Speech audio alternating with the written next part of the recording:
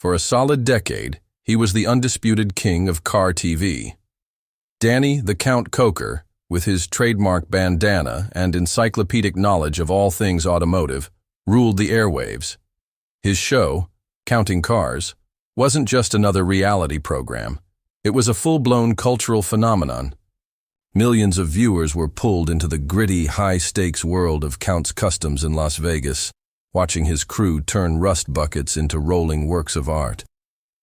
He built an empire fueled by horsepower and rock and roll, creating a brand that was the very definition of cool. Then, in late 2021, the engine just cut out. Counting Cars aired its final episode without any fanfare, no big goodbye, and no explanation. The show simply ended. And in its place, a huge void. Danny Koker, a constant presence on TV and at car shows, seemed to disappear. The silence was deafening, sparking a storm of speculation among his loyal fans. Was he sick? Burnt out? Facing legal trouble? Had he sold his shop and slipped into a quiet retirement? The internet buzzed with rumors, from network fights to a secret health crisis. For 47 days after the final episode, there was nothing. No social media, no interviews, no word from the shop. The Count was gone. When Counting Cars. Star Danny Koker vanished from TV, rumors of health scares and retirement spread like wildfire. Fans were left to wonder what happened to the King of Customs. But what they didn't know was that while Danny was quietly battling personal demons that would have broken most people, he was also building an empire that would soon dwarf his television fame. This is the real story of the stunning turn his life took after the cameras stopped rolling. To really get the shocking turn Danny Koker's life took, you have to understand the man he was before the world knew him as the Count. Born on January 5, 1964 in Cleveland, Ohio, Danny was practically destined for a life surrounded by American steel and rock music. The auto industry was in his blood. His father and many of his relatives worked for the Ford Motor Company, and, growing up near Detroit, he was immersed in a culture where cars were everything. But another powerful force shaped his world: music. His father, Danny Koker Sr., wasn't just a car guy. He was a gifted singer and musician who performed with the legendary gospel group, the Cathedral Quartet. This blend of roaring engines and powerful vocals became the twin pillars of Danny's life. He learned music from his father and was performing from a young age. His journey with cars started when he was just 8 years old, after his dad gave him a motorcycle. It wasn't just a toy. It was his entry into the world of mechanics and customization. He taught himself how to wrench, taking things apart and putting them back together better than before. This hands-on education gave him a deep appreciation for classic vehicles. He eventually moved to Las Vegas, a city with a personality as big as his own, and turned his passion into a business, launching Count's Customs, a small shop dedicated to building one-of-a-kind cars and motorcycles. For years, he built his reputation the old-fashioned way, with incredible work and word of mouth. His shop became a local legend. His big break, though, came when his friend Rick Harrison of Pawn Stars fame needed an expert to appraise classic cars. Danny became his go-to guy, and his charisma and deep knowledge made him an instant fan favorite. It was obvious he was meant for more than a guest spot. The History Channel agreed, and in 2012, Counting Cars roared to life, changing everything for Danny Koker forever. Counting Cars was a runaway hit. The show perfectly mixed high-stakes builds, shop drama, and Danny's infectious passion for cars. It turned Count's Customs from a Vegas hotspot into a global destination. By 2019, the shop was reportedly raking in over $15 million a year, and the team grew to more than 50 skilled employees, churning out dozens of custom builds annually for clients who would wait over a year for a Koker creation. The show's success spawned a sprawling business empire. Danny wasn't just a shop owner anymore. He was a brand. He opened Count's Tattoo Company and Count's Vamped Rock Bar and Grill, a live music venue that became a staple of the Vegas rock scene. He even launched a tour company for fans. Merchandise added millions more to his bottom line. Danny had built a kingdom from his two greatest loves, but the spotlight casts some very long shadows. The pressure to deliver great TV, season after season, was intense. Behind the effortless cool seen on screen, a different reality was taking shape. Critics and fans started questioning if scenes were staged for drama, with some former cast members claiming that much of the show's conflict was manufactured. These accusations began to chip away at the show's authentic vibe and added to the pressure on Koker. Then came the legal troubles. In 2014, Count's Customs was hit with a $50,000 lawsuit from a couple who claimed the shop failed to finish a promised restoration on their 1967 Ford Mustang. The case was eventually settled, but it was a public relations hit. A more damaging scandal erupted in 2016 when Koker sued a former employee for allegedly embezzling over $75,000 from the business. The lawsuit stated the employee used company funds for personal expenses, and the mismanagement led to an $18,000 penalty from the IRS for late tax payments. These legal fights weren't just expensive, they painted a picture of a business struggling with internal chaos. The professional pressure was immense, but the personal toll was even worse.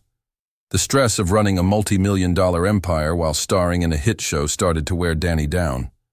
The energetic, confident guy fans saw on TV was a persona. That was getting harder to maintain. He later admitted that at the peak of Counting Cars, he was pulling grueling 16 to 18-hour days, a pace that left no room for himself. The strain showed. In 2015, he lost a startling amount of weight in just a few months, a physical sign of the internal turmoil. He publicly blamed it on stress, but it was clear he was struggling. Determined to get his health back, he later embarked on a major lifestyle change, focusing on diet and exercise, and ultimately shedding over 50 pounds.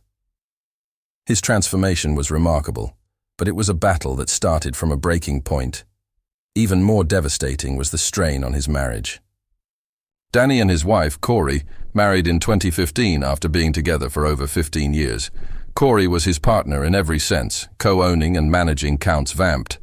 But the all-consuming nature of Danny's work created a rift between them. The endless filming and business demands left little time for their relationship.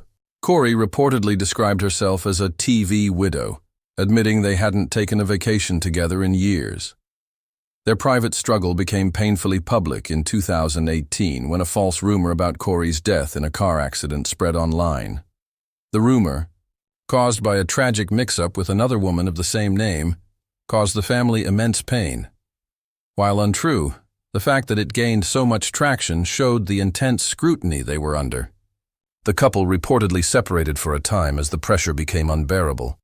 But they managed to reconcile after Danny promised to reprioritize their relationship. The empire he built was threatening to cost him the person who helped him build it. The end of Counting Cars in December 2021 was likely a result of all these factors. The History Channel never gave an official reason for the cancellation, but a combination of controversies and Danny's personal battles probably made it an easy decision. For fans, it was an abrupt end. For Danny Koker, it was a chance to finally step out of the storm and breathe. When the cameras left, many assumed Danny Koker would just fade away. They couldn't have been more wrong. The end of Counting Cars wasn't an end for Danny. It was a new beginning. Freed from the relentless grind of a TV schedule, he didn't retire. He doubled down. While fans were busy speculating, Danny was quietly expanding his empire, cementing his status as a Las Vegas icon far beyond the show. The first truth that stunned fans: Count's Customs never closed. In fact, without the distraction of filming, the shop flourished. The team returned to its roots, taking on more intricate long-term builds for a global clientele without having to manufacture drama for TV. The shop is still a major Vegas tourist attraction, offering free daily tours of Danny's massive personal collection of over 50 cars and dozens of motorcycles. The waiting list for custom work is said to be longer than ever, proving the brand is stronger without the show that made it famous. His other businesses thrived as well. Count's tattoo company is still a go-to spot for rock-inspired ink. But it was his music-related ventures that really took the main stage.